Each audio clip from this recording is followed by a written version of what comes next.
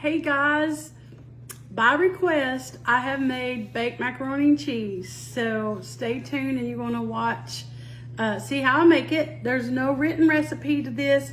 Just watch me do it and watch the steps. But I will try to upload a recipe in the album section. I'll try to do my best to put down what I put in it. And then you all can just watch how I put it together on the video. But this is baked macaroni and cheese, y'all. Look at that. And it's just come out of the oven. It's hot and it's creamy and it's good. So stay tuned. My water for my elbow macaroni is boiling. And when it starts boiling for pasta, I always add my salt after it starts boiling. So that's probably about a teaspoon of salt. And then I'm going to add about 2 cups of elbow macaroni.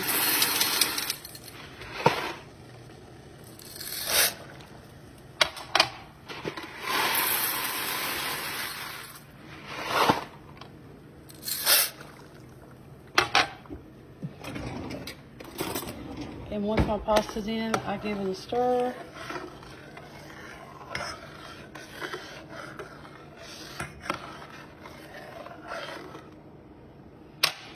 Turn down the heat just a little to like a medium high.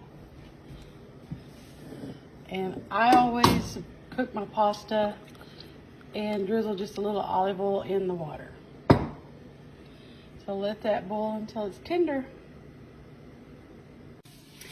All right, guys, we're going to get started on baked macaroni and cheese. So I'm going to bake mine right in this skillet. I'm going to make the sauce and everything and just put it all in there and then throw it in the oven. So this is I think it's a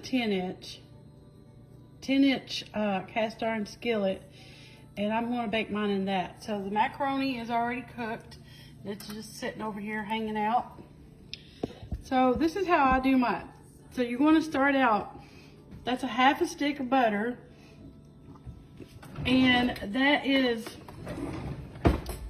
unsalted. You can do salted or unsalted, it's really up to you. And so you're going to start out with about 3 tablespoons of flour. This is self-rising.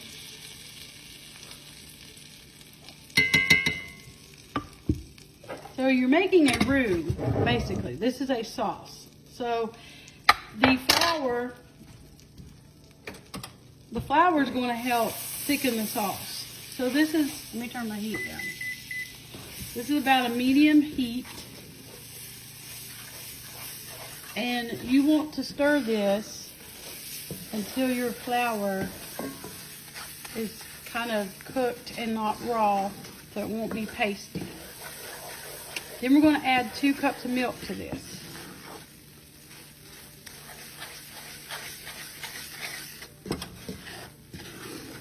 Okay.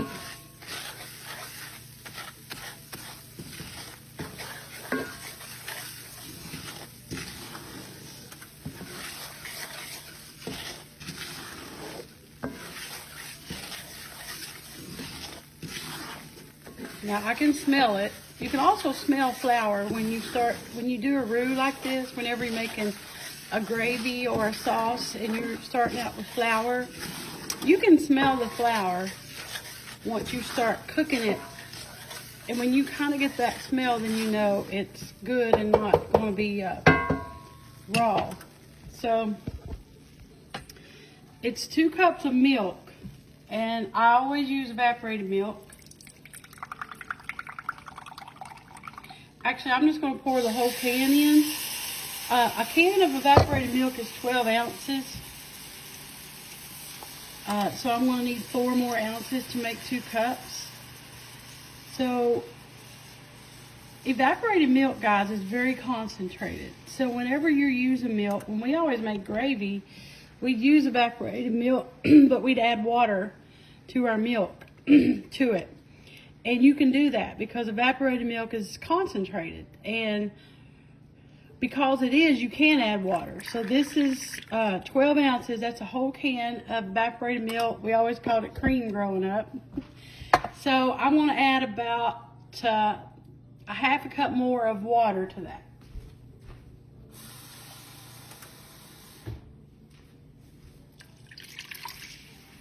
Okay. So I'm going to do about a 1/4 teaspoon of minced onion. And I'm going to do, this is ground mustard seed. Now this is powdered, okay? This just gives it a little bit of a tang. It's not going to make it taste like, you know, mustard or nothing, but just this little bit. See that? That's probably about a half a teaspoon of ground mustard seed. Now if you want to leave that out, you can,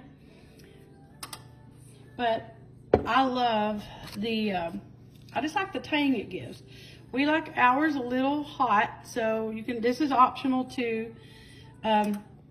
Few dashes of hot sauce. And some black pepper.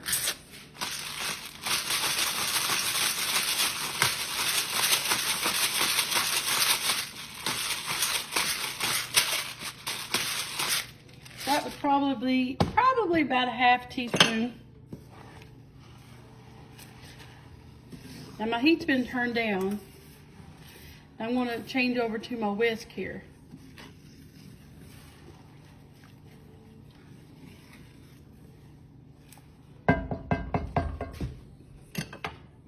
So it's about time for the cheese. So I'm just going to make sure there's no bits there on the bottom. Now the oven is preheating to 375.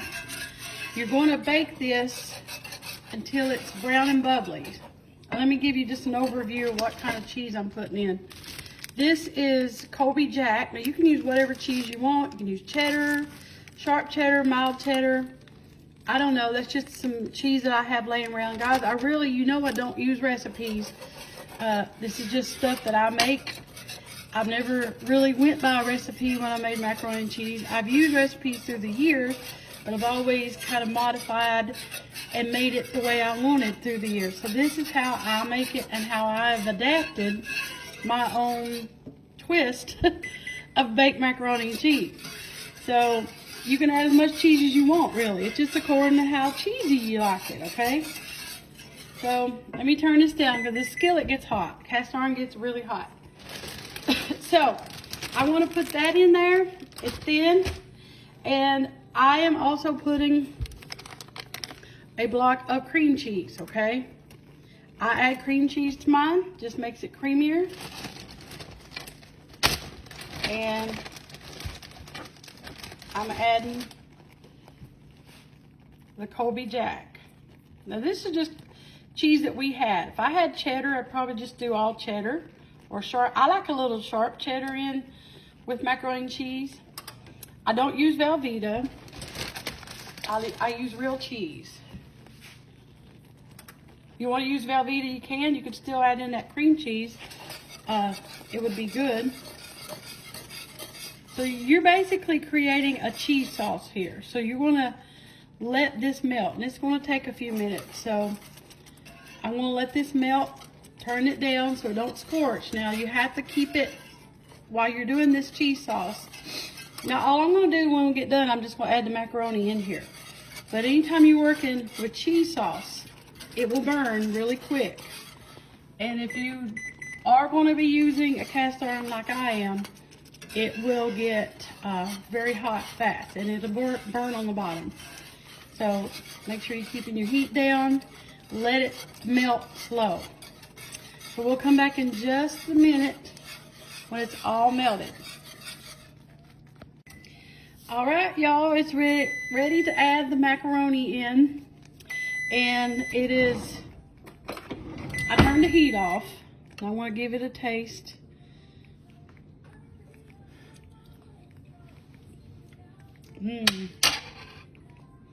Very creamy, guys. It's so good. It's delicious. It's a little bit of kick like we like with that hot sauce in there. Like I said, now the minced onion, the hot sauce, the mustard, you can leave that out if you want. But it honestly just gives it a good tang. And so you just add in your macaroni.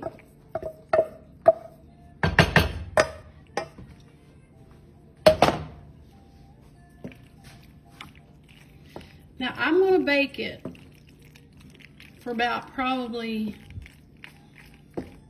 20-25 minutes. And after that, I'm going to get it out and I'm going to top it with a little additional cheese, then let it finish baking. So whenever you're baking, now some people add a topping. Some people add leftover cornbread that they've tossed in some butter, with a little paprika. You can do that. You can add a topping on if you want, some Ritz crackers. Some people do that. Kenzie just likes hers baked with some cheese on top. So as you can see, that's very creamy. And that's what you want. You don't want, when you bake your macaroni and cheese, don't over bake it. Because it's basically already done. All you're really doing is letting it come together a little bit. But you want it to stay creamy. You don't want it to be dry. You want it to be creamy. And if you want it to be a little creamier, you could add a little extra milk at this point and stir it in. It's according to how creamy you want it. You want it creamy, not runny. So now I'm going to put it in the oven right now, just like that. I'm going to bake it for about 20-25 minutes. Just keep an eye on it.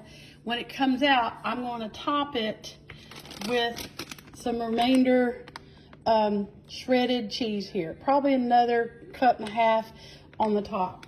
We like it really cheesy. So it's going in the oven. All right, you see it's bubbling. It's been baking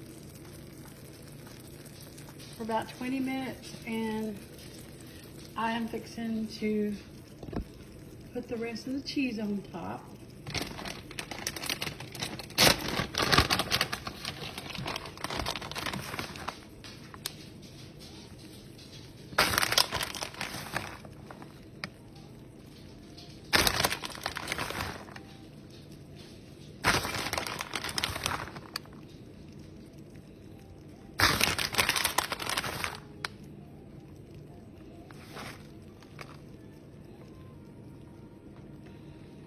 So that's probably about 1.5 cups more of shredded cheese. Going back in the oven till it starts to get brown and a little more bubbly, and then it'll be done.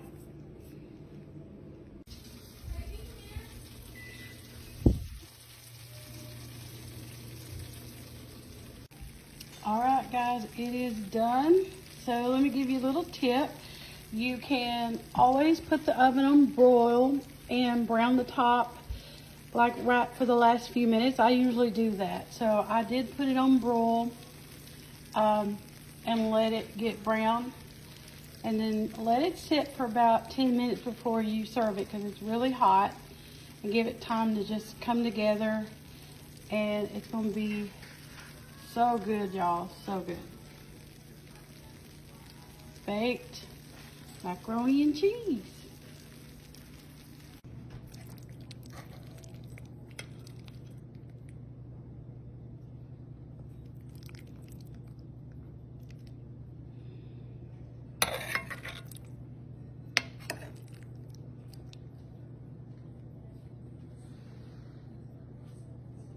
Little taste tester.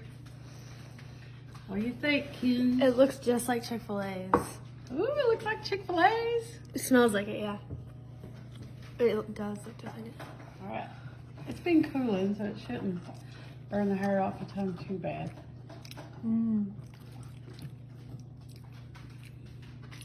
See, it's stretchy and creamy. Oh my gosh.